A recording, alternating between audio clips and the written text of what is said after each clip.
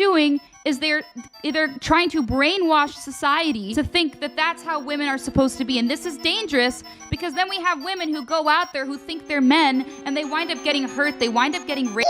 Hello everyone. Today we're going to be talking about Nintendo releases their wokest movie yet. There are only two sides to this war. Pro-woke or anti-woke. Although there are also three primary sides to this conflict. Three factions have formed within the online right. On one end of the spectrum, we have the true believers, represented here by the Knights Guild. Holy crap, this is freaking going woke. It is. I'll take my kids to watch. Now I was like, no. Like, I don't support subversive woke crap, all right? Peach is an insufferable Mary Sue girl boss, Bowser is a simp, and Mario is a punching bag. The Knights recognize the Super Mario Bros. Movie for exactly what it is. Heretical, obscene trash. Bowser is coming. That was total mainstream Hollywood girl boss voice. Yeah. Jack, it's Night's Watch. I'm calling it the Knights Guild. Mario is a woke film filled to the brim with wokeness and woke messages. Thoughts? Traditional male hero being made look like a goofy idiot. Traditional male hero. Mario. This film would have worked so much better and actually have legitimate investment if they made Peach more helpless. Why does Peach need to wear trousers? Like, I think this is the thing that frustrates me with this, is this outfit in particular. I believe it's from Mario Kart Wii, and then as you know in the movie, they're riding on the carts. So she's dressed up to ride a motorcycle, which is a bit difficult to do in a dress. It's pink!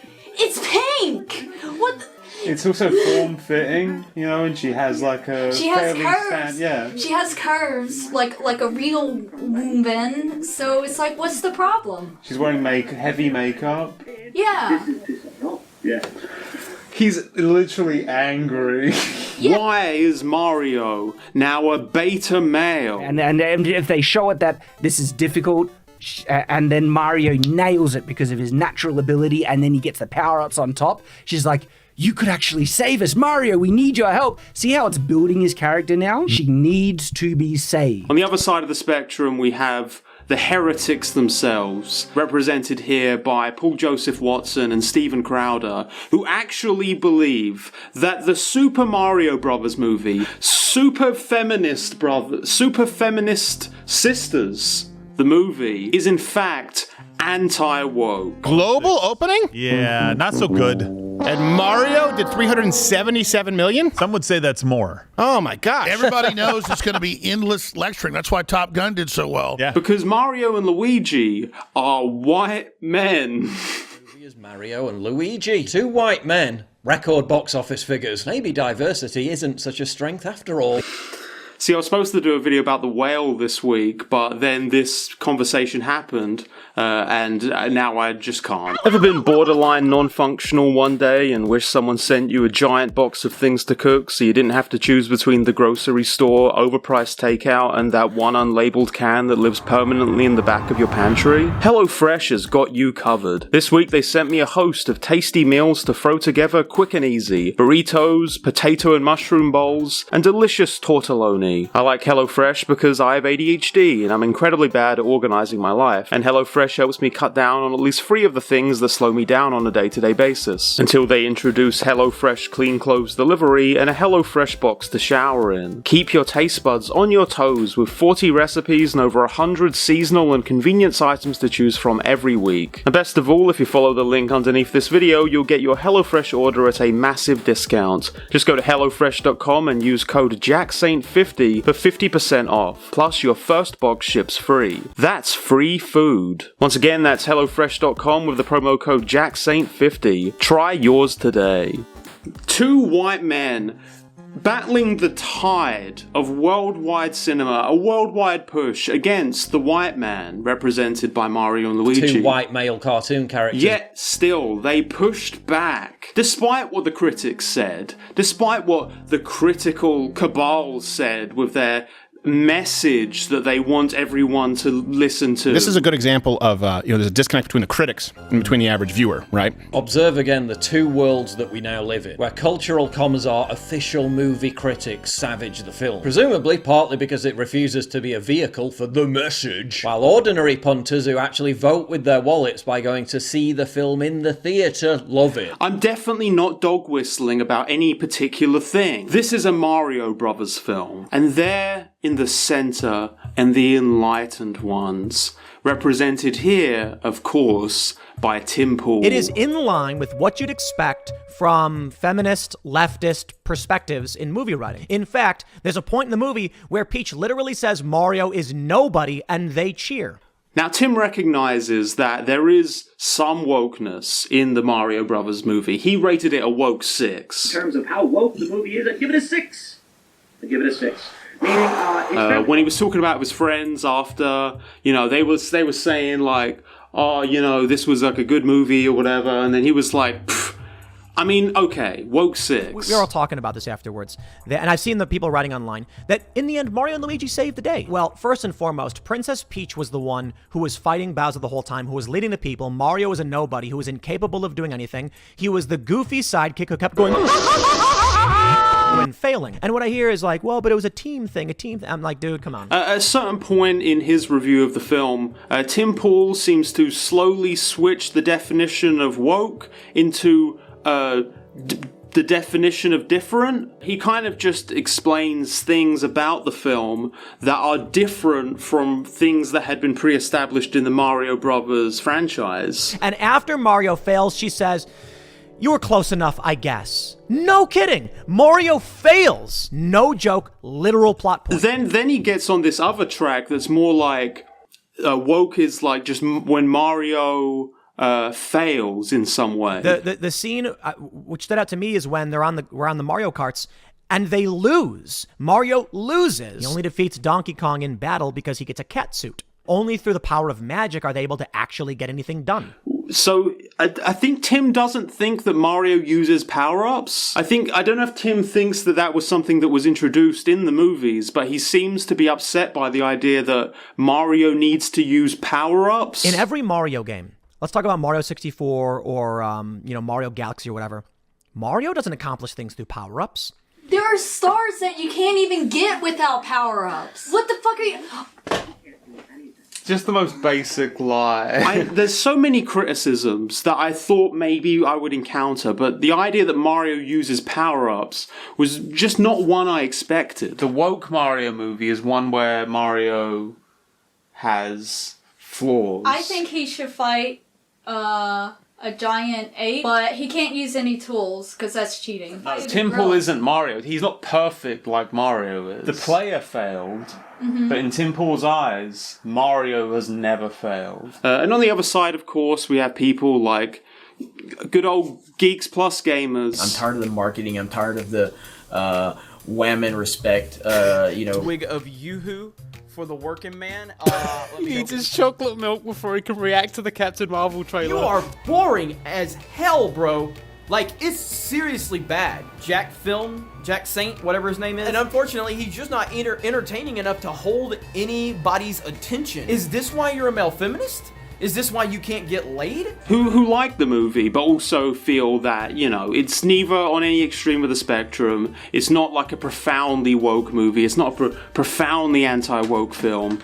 Sorry, I hit the vacuum cleaner. Families are looking for something to take their kids to that they can enjoy without having agendas all thrown into it. Hopefully this can put a slow end, maybe a quick end, but at least slowly start to end the woke nonsense we're seeing and get us back to basics of simple yet effective storytelling and honoring the fans. It's just good old-fashioned, wholesome family entertainment, despite what the critics said. Unlike The Last Jedi. The Last Jedi destroyed fandom. Star Wars is still dead. Star Wars is beyond dead. It is irrelevant, and I don't think it's ever coming back. You have a 96 from the audience.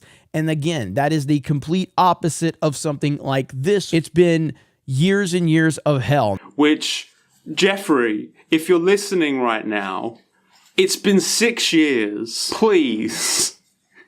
Your family needs you. I can't say I don't know how it got to this point. At the end of the day, there's always been this contingent that will really just look at media not as media, but more just as this sort of culture war ball to toss. And it could be interchangeable with absolutely anything. You know, we could be talking about candy bars right now. Could be talking about M&Ms. Well, M&M's putting its woke spokes candies on hold. The candy giant most notably changing the green M&M's white go-go boots to sneakers. Remember that last year? We could be talking about shoes right now. None of it really matters. As conservatives, we're constantly getting hit in the face, left and right, by the woke mind virus. But the last place we want it is in our beer. That's why I created Conservative Dad's ultra-right, 100% woke-free beer. Buy yours online in 42 states at ultrarightbeer.com. My favorite part about it is like anytime this happens and this like a brand is like boycott Bud Light and it's like I'm gonna be drinking Rolling Rock instead, and it's like they're owned by the same company. So Americans have a very important and valuable lesson in learning that like most of the stuff that they like has been consolidated into a few companies. When everything is just kind of like assigned a value, like for instance woke or anti-woke, which is sort of just a vessel for whatever you happen to agree or disagree with. Only 7% of Americans consider themselves very liberal, and probably fewer of them consider themselves to be woke. And so Would you mind defining woke? Because it's come up a couple times and I just want to make sure we're on the same page. So, I mean, woke is sort of the idea that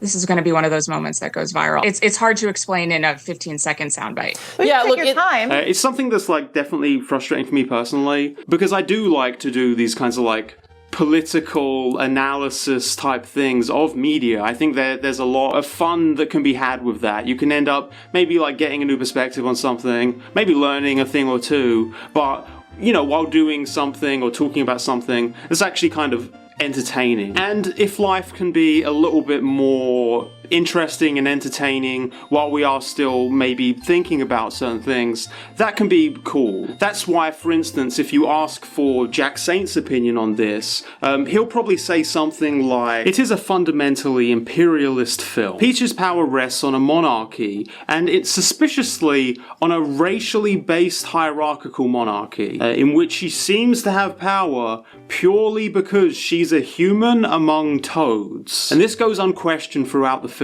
I don't believe there's even any question of democracy through the film. These unquestioned assumptions are of course hidden by the fact that this is a fairy tale setting. Because we are dealing with a mushroom kingdom, we can kind of entertain this very deeply regressive society that we're being shown. Yet at the same time, the film kind of hypocritically presents Bowser as this evil colonialist, this evil imperialist. There's this whole question of the people of a land consenting to their takeover, where it seems to be that in the case of Peach's Mushroom Kingdom, we're meant to be supportive of her endeavors, while in the case of Bowser, they are the bad king. It's very clear in Mario himself how things could have gone in a much more revolutionary direction, but sadly he's been woke cucked into a beta male, and the fans didn't ask for that. And that's why the critics actually organized it so that audiences would think that the movie was financially successful so that they could push their message that it was actually not very good, so that people would watch it and think that because it was woke, it was good. I'm severely dehydrated right now. And to be clear, I think the Mario Brothers movie is pretty good. I understand that most of the people watching this probably also enjoy it. So, you know, why would I say any of that? What view does it sort of support? I just think it can be valuable to pick apart a thing. And the trouble is that I think for a lot of people, they become jaded because for the most part, all they really get is stuff like... So exactly, the banks have weaponized the media like a kamikaze is going to be destroyed, but it's a weapon. So they don't mind destroying the NBA, the NFL, all these bank digital currencies are in. And once they have those ESG systems in where everything is tied to your behavior, it's mark of the beast, total control, it's game over. Well, it's because of the ESG, right, score, and because of the, what's the other name, a component of the ESG, the index, where it's basically about BlackRock, Vanguard, right? Jack. We have a clip.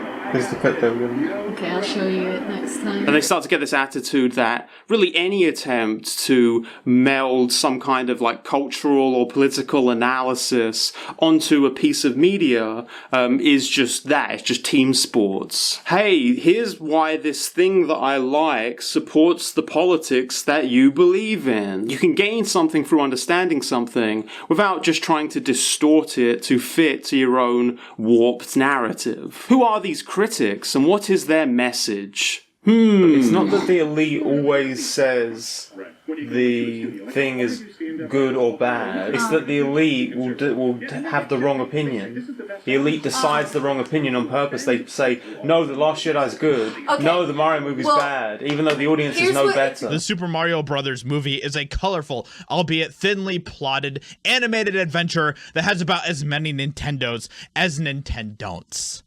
What? Is the Mario movie apolitical? And, like, not really, because there's not really any media that is truly apolitical. There's always something that you can kind of read into it based on the context of the society that it was produced in. But it is inoffensive. Is Peach a girl boss character?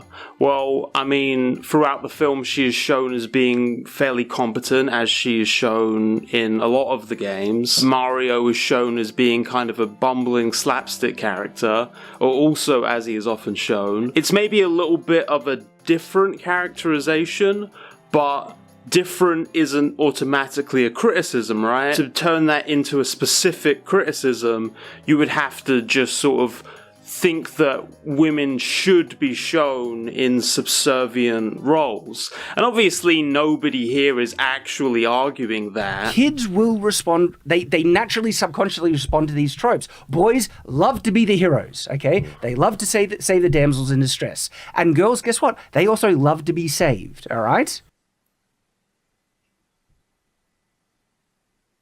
Whatever political perspective is kind of packaged within the film, there's just such a clear effort to put that together in a way that the average moviegoer is just going to kind of accept passively without much questioning. For it being a successful film, Illumination and Nintendo came together to make a kind of fairy tale narrative with tons of like goofy slapstick, and it's tied to a massively popular franchise. That was the goal there. It wasn't to necessarily do some like really creatively original thing where they sort of take elements from the Mario franchise and try to like integrate them into film. Whenever I imagine a Mario movie, I always imagine something that was very sort of dialogue light, something that was very much more like old style animation, focused more on long stretches of just slapstick and lots of goofy things happening, very Looney Tunes. But the movie that I'm talking about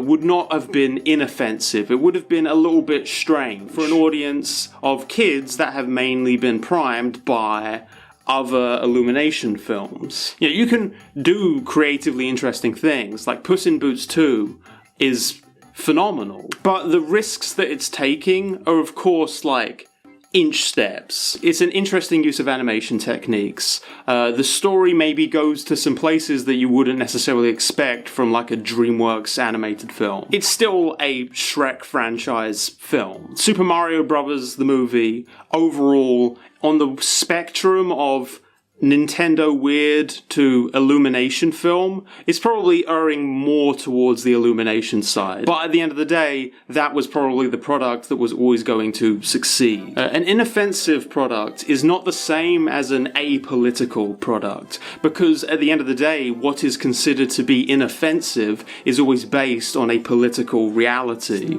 That kind of absurdity is a big part of why, for me, it's been so fascinating to watch the kind of online right split when it comes to the Super Mario Bros. Film. I really felt that it was such a specifically packaged, inoffensive product that you couldn't possibly read any more into it than just it's a crowd-pleasing family fiesta. It's like having these strong political opinions on Minions. It's like having some kind of strong political opinions on, like, Disney's Cars 2. Products that clearly have no real ideology besides whatever's going to more comfortably usher the families into their seats. And again, I do think that there is something interesting in this weird conflation that a lot of the more negative critics have with woke and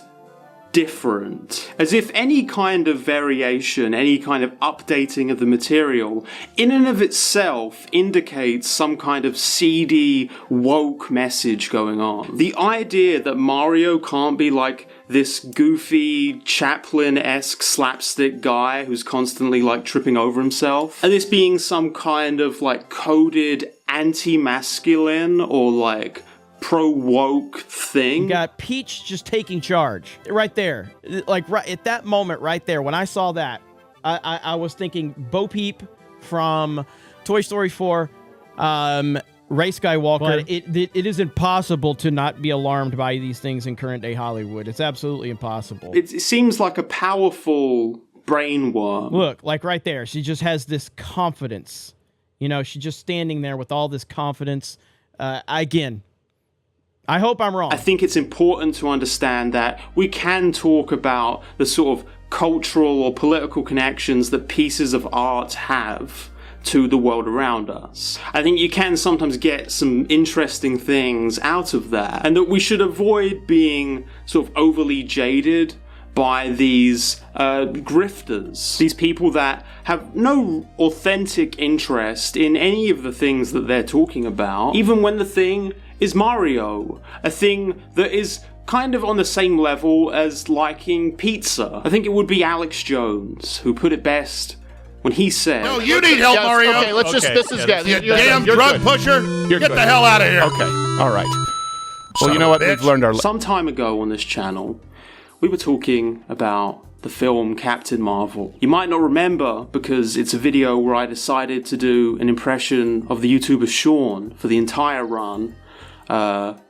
For no discernible reason. You are boring as hell, bro. And in that video, we talked about the sheer volume of videos and channels dedicated to trying to just rip apart that film for the woke monstrosity that it was. I didn't even like it. I didn't even like the film. Condemning it for its standard lib feminist politics, assuring us that this military-funded film was a woke menace that would, of course, go broke, as it had gone woke. Now, that movie wound up making well over $1 billion. I don't consider that any kind of win because I don't care how much money Disney movies make. But once you take a piece of media and you kind of rip it from its place as being, you know, a piece of art to be discussed on its own terms and turn it into just this cultural football, scribble on woke or anti-woke, and then point it at whatever direction serves you at that time. Once you do that, understand how deeply you are now trapped in an endless cycle of getting genuinely mad about. You will be trapped in an absolutely endless cycle of arguing about whether a random company's product is going to be financially successful or a financial failure. Companies that you have no real relationship with. Companies that just want your money. It's not a revelation to find out that for the most part, studios will produce products that will make them money. And the political views that you espouse might inform the culture surrounding the thing being made, but that there's no war to be fought here for you. There's nothing for you to win. This is a Super Mario Brothers movie. Obviously, I'm not actually appealing to any of the kinds of people that I'm talking about in this video. I think most of them are well aware of exactly what they're doing, and the fact that they are themselves just feeding an audience that wants this content. They are themselves products of capitalism.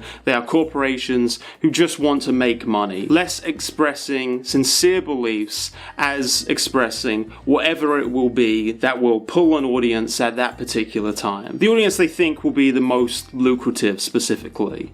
I don't doubt that some of the people I've talked about genuinely just hold the opinions that they hold, and it just happens to be that an audience has coalesced around them as a result. That's kind of where channels like mine sit anyway. I haven't yet done a video where I just say something I don't think, because I think it's what my audience thinks. No, I don't think so. Like, I've never been like, I think this piece of media is good, because my viewers like it. I said Undertale sucked in like my last video. I didn't say that it sucked. I just said I didn't personally.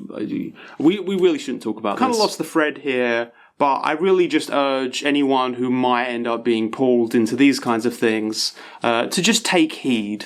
To really be careful, because there's a lot of people out there that really want to spoil your ability to really talk about the Super Mario Brothers movie, and I really don't want that for you. And if you liked the video, please consider liking.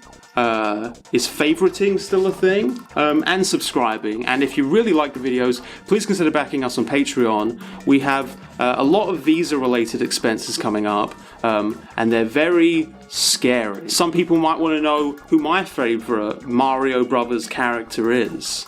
Do you know who's my favorite Mario character? Luigi. No. And for the record, I know it's Mario Kart. As an English person, I should be saying Mario, but I've lived with an American for a very long time, and I don't want my audience to make fun of me. Dry Bones is my favorite Mario character. Mario. Wahoo! Yahoo! Well, it's actual comedy. It's not a vehicle of beat people over the head. Right, exactly. It's in the arcade. No, it's a joke. It's a joke. I don't think I ever took mushrooms. It's a hateful eight. Yeah, kids will sleep well tonight. Mama, I want a more Whopper and Gobstopper and Silencia. Or do you end up like number 7? Where do I? Hey, we're watching Hannibal, okay? Thank you for being here. I guess MAGA Mario is is that how you identify now? Hi, Stephen. Yes. I don't understand the controversy. Okay, Alex, do you have anything? No, I just think that you're A hero to children everywhere, especially for the people that are into psychedelics and the mushrooms. It's actual comedy.